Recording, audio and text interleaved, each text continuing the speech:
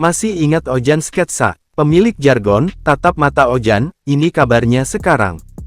Sketsa adalah sebuah acara televisi komedi Trans TV yang tayang pada tahun 2008.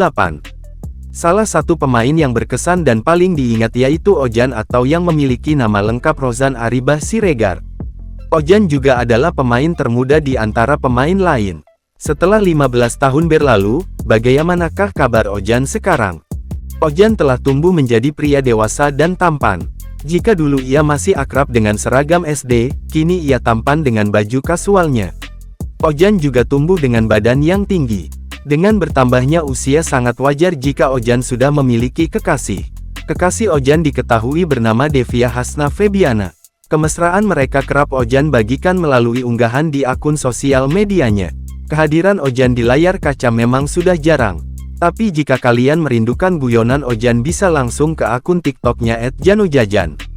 Di sana Ojan banyak membuat video hiburan dan dijamin dapat menghibur kalian yang sedang bersedih.